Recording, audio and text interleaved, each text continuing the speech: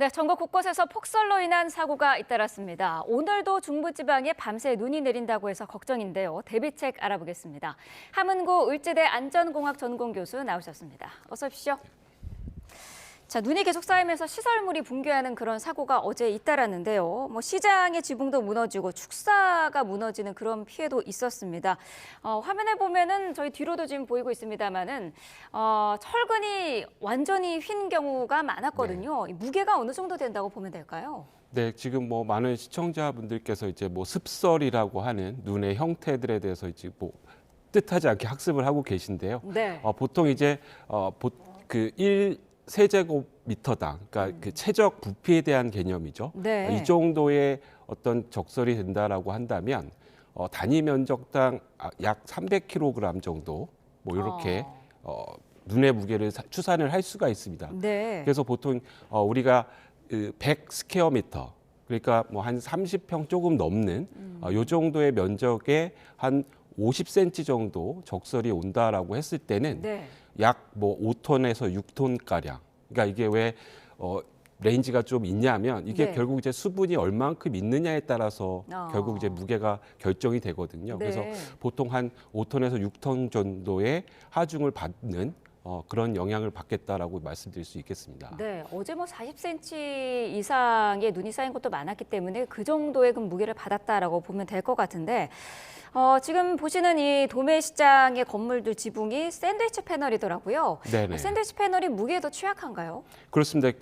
기본적으로 이제 샌드위치 패널이라든가 이런 자재를 사용하는 건물들은 네. 그러니까 가설 구조물일 가능성이 굉장히 높습니다. 그러니까 다시 말씀드리면 여러 가지 구조 계산이라든가 이런 것들을 벗어나서 설계가 되는 네. 이런 것들이 많아서 실제로 이제 대부분의 많이 이제 알려지지는 않았지만 이제 기본 적설 하중이라는 게 있습니다. 그래서 지역마다 특히 이제 우리나라 같은 경우에 강원도가 이제 적설량이 많기 때문에 네. 이런 속초 같은 경우 한 2kN 그러니까 단위 면적당 2kN 정도 되거든요. 네. 이거를 이제 킬로그램으로 환산을 하면 그러니까 면적당 미터당 약 200kg 정도가 되는 겁니다. 네. 이게 이제 기본 적설 하중이고요.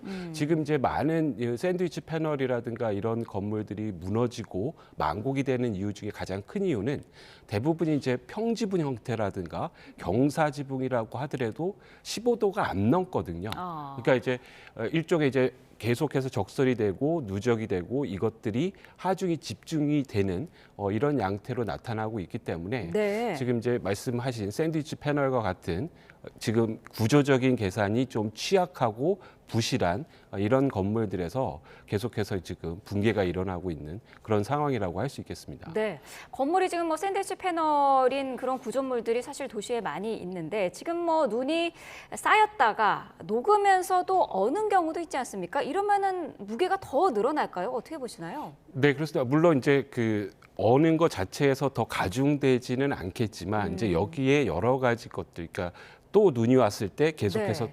들러붙는 이런 현상들이 나타날 수가 있거든요. 네. 그래서 하중의 변화보다는 여러 가지 이제 집중이 되는. 그러니까 다시 말씀드리면 눈이 면적당 평평하게 분포가 되어 있으면 이 하중을 나눠 갖거든요. 네. 면적당으로 계산해야 되니까. 네. 근데 이제 이런 것들이 높게 되면 아무래도 좀 고이는 곳으로 좀 낮은 곳으로 이제 몰려서 하중이 집중될 수 있는 이런 경향성을 또 보여줄 수가 있습니다. 네. 조심하셔야 될 것 같습니다. 어제 또 나무가 부러지고 쓰러지는 그런 사고도 많았는데 이런 경우는 사실 갑작스럽게 닥치는 사고 아니겠습니까? 미리 좀 알 수 있는 전조현상이라든지 이런 게 있을까요? 네, 이 부분이 좀 가장 뼈아픈 부분이라고 생각이 드는데요. 네. 그러니까 사실 이제 이 소나무 특히 이제 나무가 이제 적설돼 눈에 못 이겨서 부러지는 현상들은 우리가 상시로 예측을 할 수가 있습니다. 그래서 네. 기본적으로 경사 지역에 있는 나무라든가 그리고 나무가 기본적으로 기울어져 있다든가 네. 특히 이제 이런 나무들이 인접에 전신주라든가 전선이 지나간다라고 한다면 그런 것들은 좀 사전에 미리 정비를 할 수도 있거든요. 네. 그래서 그런 부분들은 사실 많은 지역에 계신 분들이 민원들을 제기를 하고 있고요. 네. 그러니까 이런 것들이 좀 어떤 지자체라든가 이런 곳에서 좀 적절하게 빠르게 좀 대처를 했으면 좋겠다라는 부분이고요. 한 가지 좀 더 첨언을 하자면 네. 지금 이제 굉장히 습한 눈이 많이 왔다라고 치부하기에는 네. 너무 이제 그 상식에 벗어나는 이런 그 사고들이 많이 발생을 하고 있어서 우리 사회가 좀 그런 부분들은 눈여겨볼 필요성이 있어 보입니다. 네. 습설로 이렇게 피해가 잇따르면서 기상청이 지난해 12월부터 눈무게 예보를 도입했다고 하더라고요. 근데 이게 전국에 지금 하고 있는 건 아니라고요. 네, 그렇습니다. 그 제가 알기로는 그 원래 피해가 심했던 뭐 강원도라든가 네. 이런 부분들은 이제 배제가 돼 있다라고 알려져 있는데요. 지금 이제 실제로 일기예보를 들어보시면 뭐 무거운 눈이 오겠습니다라고 하는 네. 그러니까 어떤 지금 상황에서는 어느 정도 전국적인 부분으로 예경보가 하고 있는 걸로 이렇게 알려져 있는데요. 네. 실제로 이제 이런 것들이 얼만큼의 어떤 신뢰도를 갖고 예보가 되는지는 조금 더 눈여겨봐야 할 필요성이 있어 보입니다. 네. 그렇다면은 뭐 기상청에서 무거운 눈이 올 것이다라는 예보가 있으면은 좀 지자체 차원에서도 좀 더 주변 뭐 환경 정리라든지 이런 게 더 필요하겠군요. 네, 그렇습니다. 그러니까 결국 이제 기상청에서는 상당량이라고 해가지고 네. 1mm를 기준으로 하고 있거든요. 네. 그래서 1mm 정도의 눈이다, 그러니까 수분을 함량하고 있다라고 했을 때 이런 표현을 무거운 눈이다라고 표현을 하고 있는데, 네. 그러니까 이런 것들이 실제로 앵커께서 말씀하신 것처럼 전국 단위로 측정이 돼서 경보가 될 수 있도록 이런 것들이 좀 차제에 보완이 될 필요성이 있어 보입니다. 네. 자, 눈길에 미끄러지는 도로 사고도 굉장히 많았습니다.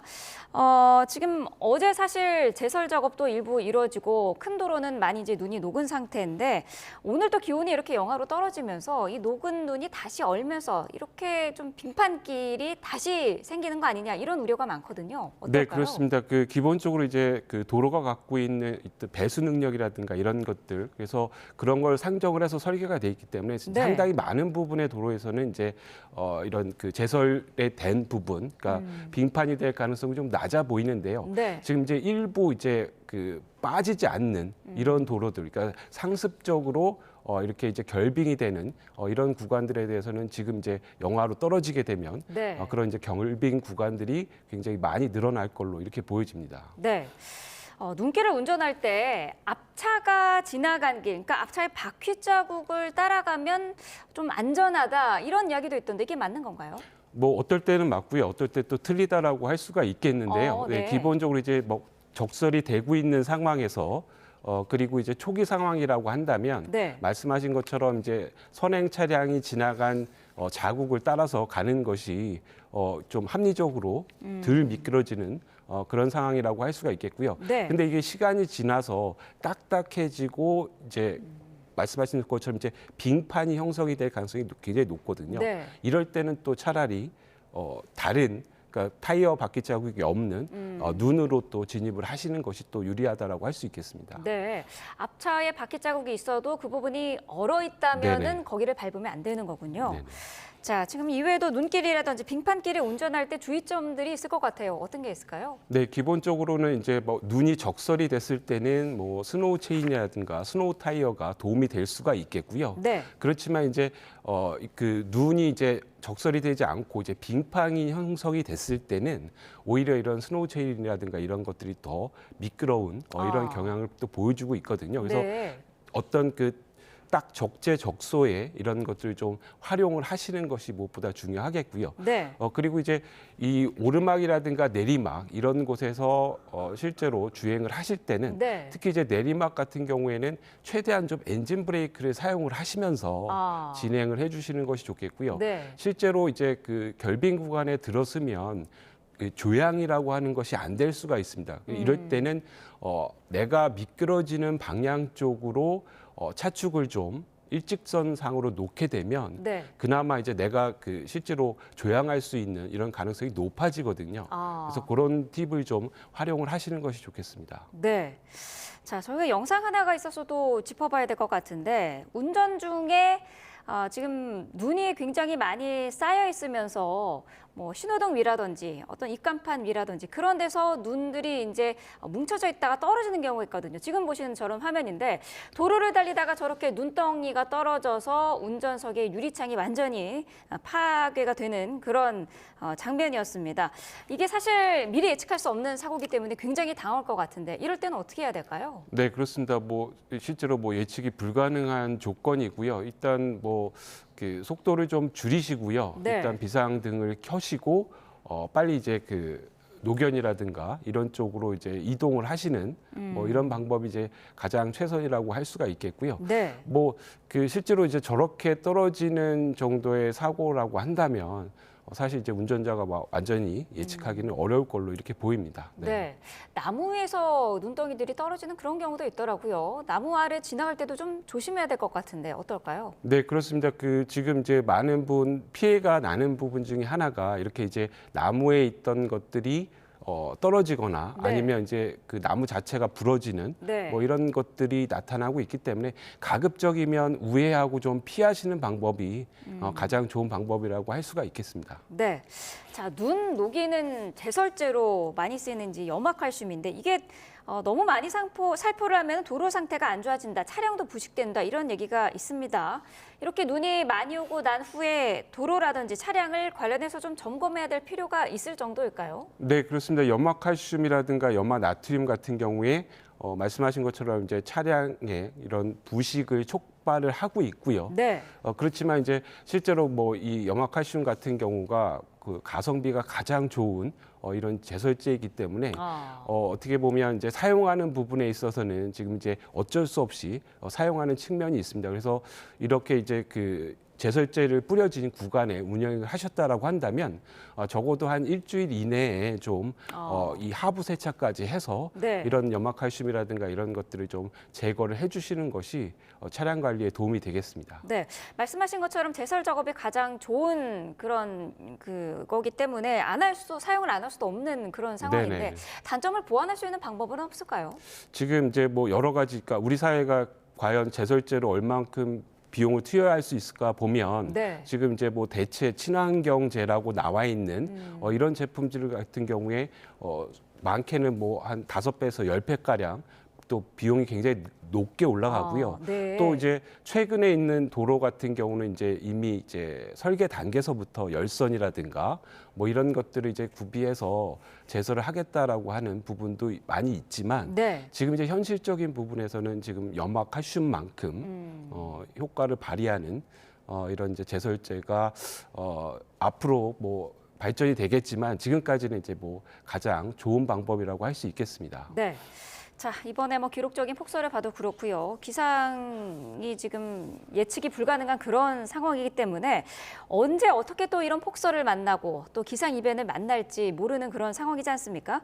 앞으로 정부나 각 기관이 재난 대응을 어떻게 준비를 해야 될까요? 네, 그 앞서 제가 모두에도 잠깐 좀 말씀드렸는데요. 네. 지금 이제 우리 사회가 예컨대 뭐 이런 습설이 40cm 정도 왔을 때 많은 피해가 동반하고 있다라는 거를 어느 정도는 이제 수용하고 있다라는 게 저는 약간 문제라고 보여지고요. 네. 그러니까 이런 것들이 지금 뭐 충분히 사전에 예측이 가능한 부분이고요. 네. 예, 그런 것들을 어떤 지자체 차원에서 해당 지역에 위험이 있는 지역들에 대해서 미리 좀 사전적으로, 그러니까 앞서 말씀드린 뭐 이런 소나무가 무너져서 전신주를 덮쳐서 정전이 일어나는 네. 뭐 이런 일련의 사건들에 대한 여러 가지 예방 차원의 어떤 대책들이 좀 빨리 좀 시급하게 시행이 될 필요성이 있어 보입니다. 네, 알겠습니다.